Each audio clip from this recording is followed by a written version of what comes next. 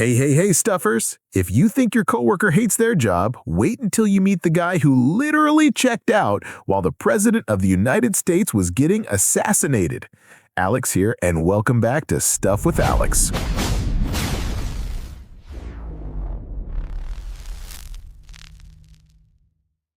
It's April 14, 1865, a night of triumph and celebration in Washington, D.C. The Civil War is effectively over, and President Abraham Lincoln, the man who held the Union together, is relaxing at Ford's Theater, watching a comedy called Our American Cousin. He should be the safest man in America, surrounded by adoring crowds, soldiers, and, critically, his security detail.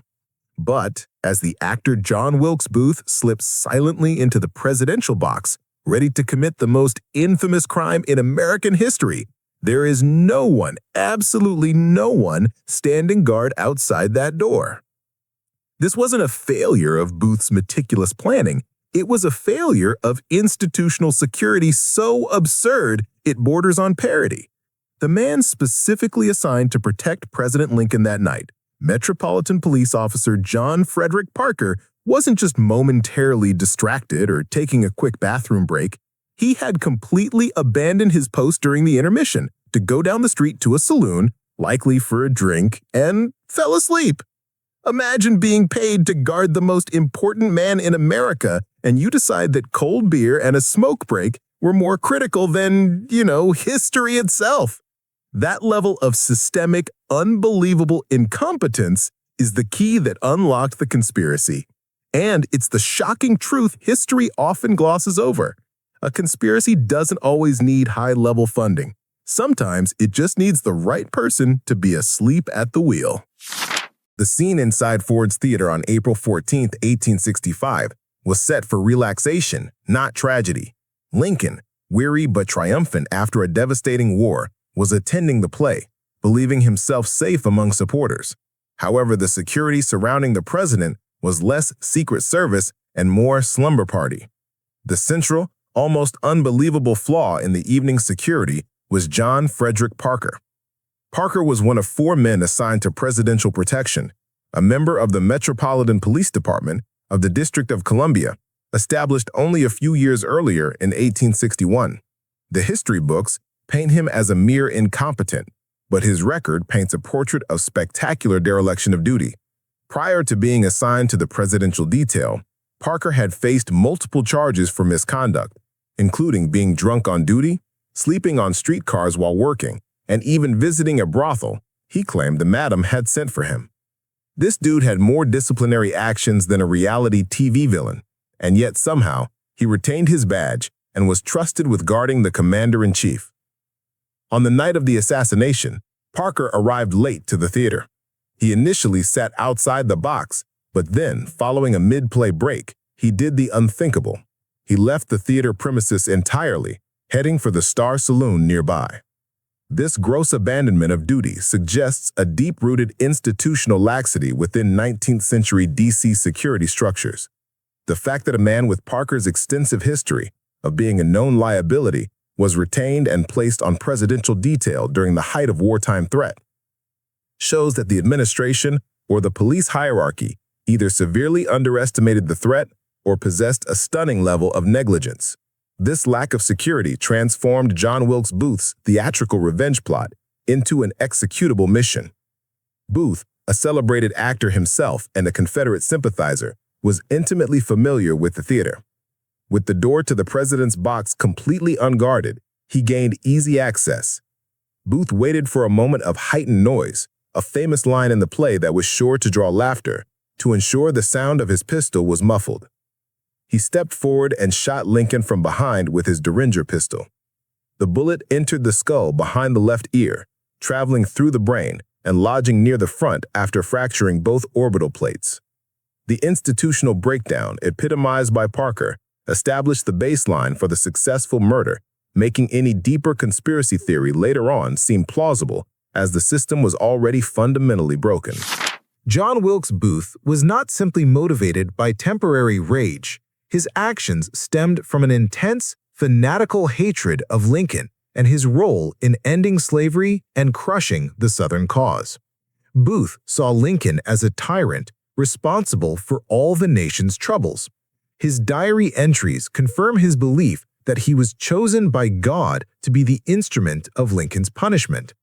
The assassination was initially planned as a kidnapping plot. Booth sought to seize Lincoln and exchange him for Confederate prisoners of war, a plan that was thwarted just a month before the actual murder on March 17, 1865, when Lincoln unexpectedly changed his schedule. However, when Confederate General Robert E. Lee surrendered on April 9th, and Lincoln subsequently endorsed limited voting rights for African Americans on April 11th, Booth realized his kidnapping plan was moot. The war was lost. His objective shifted violently from hostage-taking to assassination, aimed at causing maximum political chaos and reigniting the Southern will to fight. The resulting conspiracy was a catastrophic multi-target assassination plan aimed at decapitating the entire Union leadership: Lincoln, Vice President Andrew Johnson, and Secretary of State William Seward. If successful, the government would have been thrown into utter chaos. The plot was assigned to Booth and a small group of desperate conspirators. Lewis Powell, armed with a Bowie knife, was dispatched to Secretary Seward's home. Powell launched a brutal, vicious attack, stabbing Seward multiple times. In a dark, ironic piece of luck, Seward survived because he was wearing a heavy neck and jaw brace from an earlier carriage accident. Meanwhile, George Atzerodt was tasked with killing Vice President Johnson, who was staying at the Kirkwood House. Atzerodt, however, completely lost his nerve. He got drunk, wandered off, and never carried out the attack. I relate, Atzerodt. I also bail on difficult tasks when drinking, except my difficult task is usually cleaning the kitchen. The simultaneous attacks reveal that the conspiracy's true goal was immediate political destabilization, not just revenge. The failure to eliminate Seward and Johnson meant the plan was only 33% successful. Yet the single successful act still changed the course of history profoundly. The selection of such weak links as Atzerodt and the reliance on Booth's immediate circle suggest either sheer desperation after the war ended or a deliberate narrowing of the successful targets. It is essential to understand the roles of the immediate conspirators to grasp the depth of the initial plot. The key conspirators and their roles in the April 14th plot.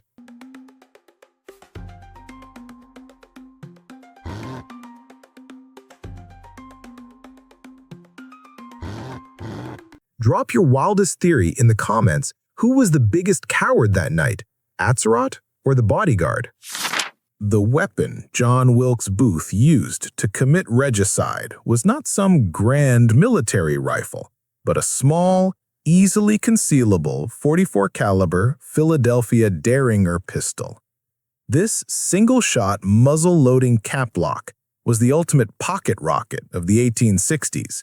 It was commonly associated with discreet use or personal defense, giving it an ironic place in history as the tool used to murder the president.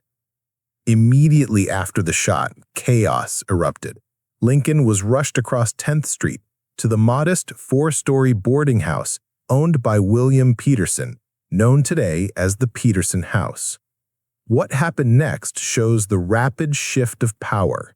Secretary of War Edlin M. Stanton, a staunch hardliner, took immediate control of the situation, effectively turning the boarding house into a command post and interrogation center. Witnesses were interviewed, and the investigation was centralized under his command. Lincoln was attended to by doctors, but his wound was immediately understood to be mortal. He died the following morning, April 15, 1865, at 7:22 a.m. Contrary to the dramatic assumption that Lincoln bled out, medical records confirmed that the cause of death was not hemorrhage. Medical analysis indicates that the primary cause of death was cerebral swelling, which forced the brain stem to herniate down the spinal canal opening at the base of his skull. This analysis of the 1865 event highlights how rapidly medical science was changing. By the end of the Civil War, old practices like bloodletting were gone, replaced by doctors trained in formal medical schools. Even today, after more than 150 years, the precise forensic path of Booth's bullet remains a subject of intense professional debate. The official autopsy report documented that the bullet entered the left occipital region and traveled through the left brain, concluding it did not cross the midline. However, some subsequent medical observers and later researchers argued that the bullet must have crossed the midline and ended up just above the right orbit. This debate highlights the challenges of forensic reconstruction when immediate evidence is limited.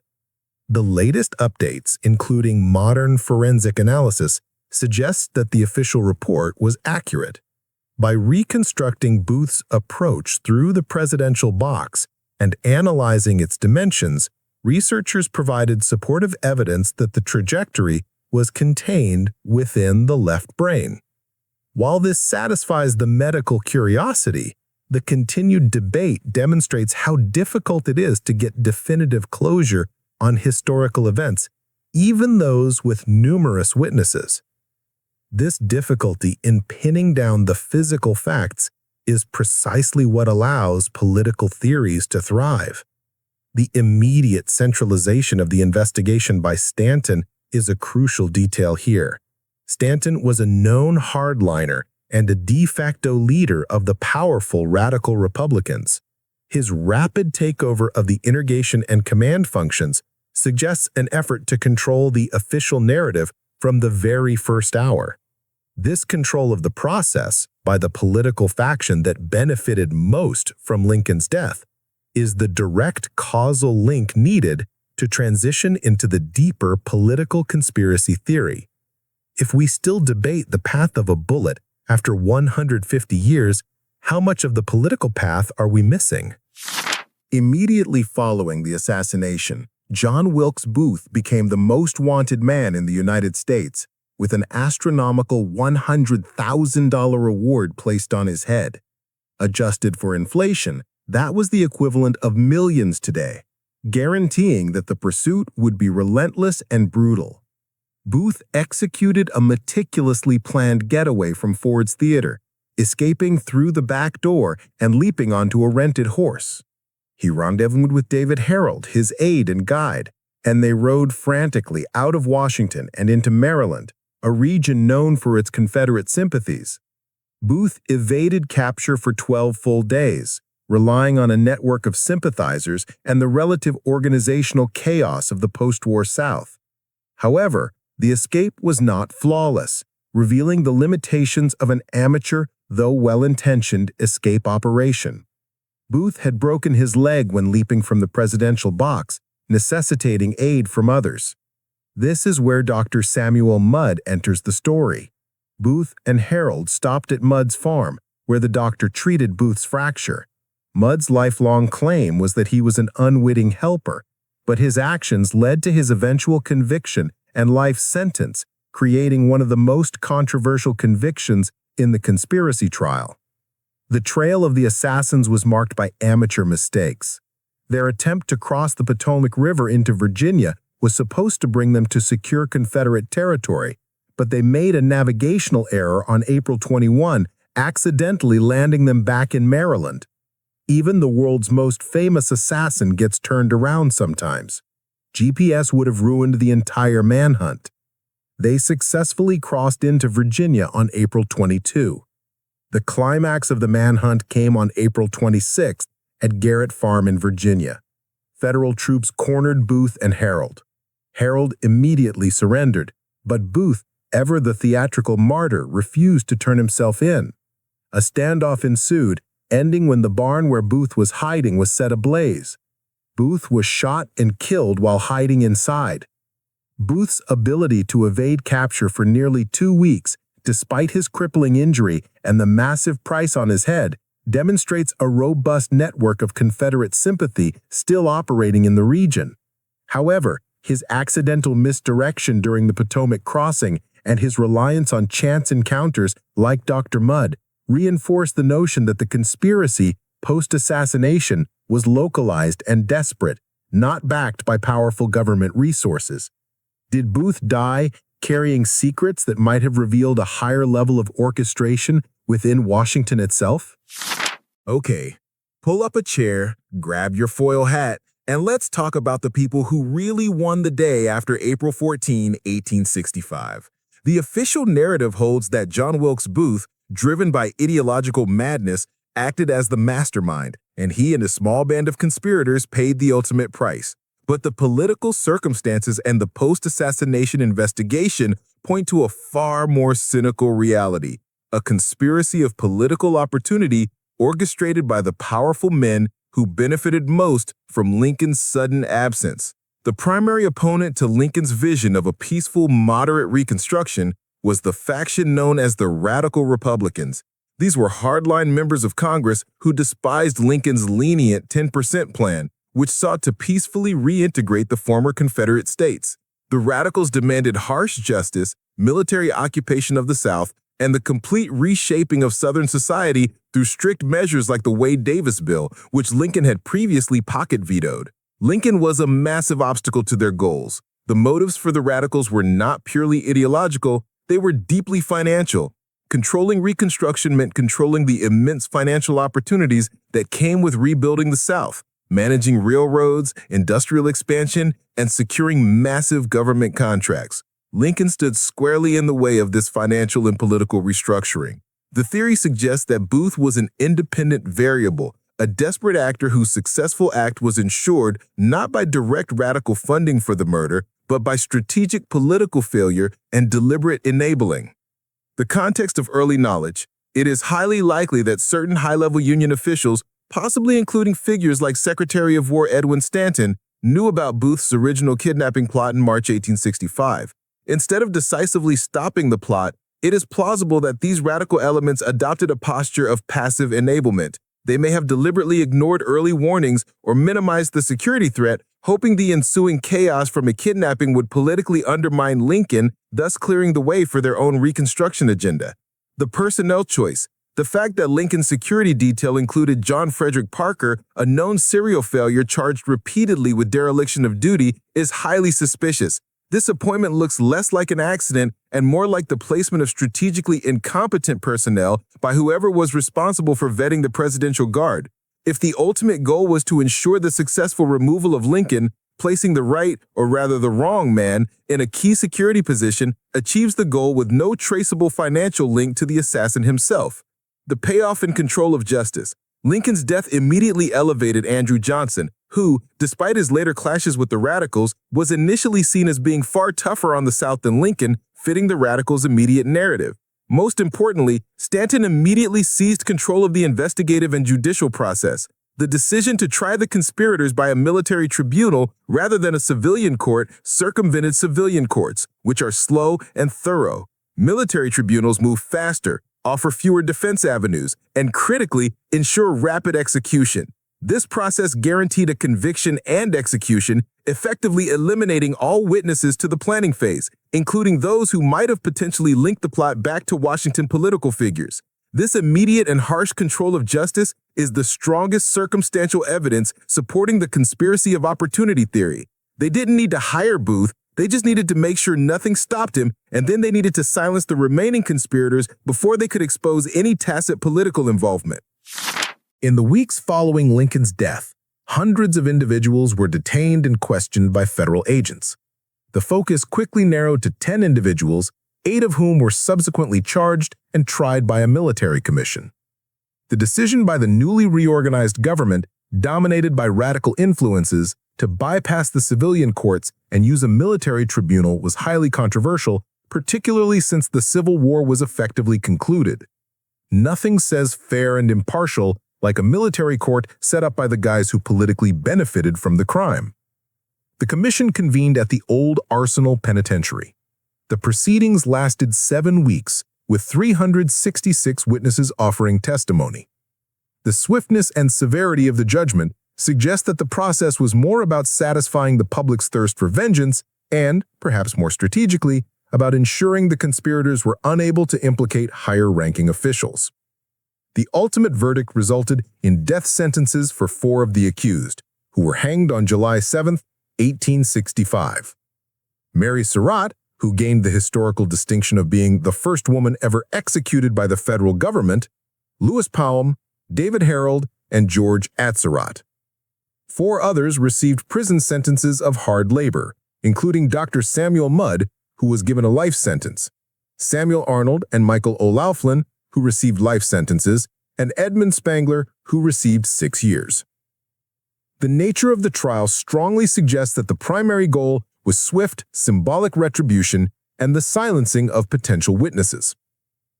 This is highlighted by the subsequent case of John Surratt, Mary Surratt's son and a key conspirator who fled the country.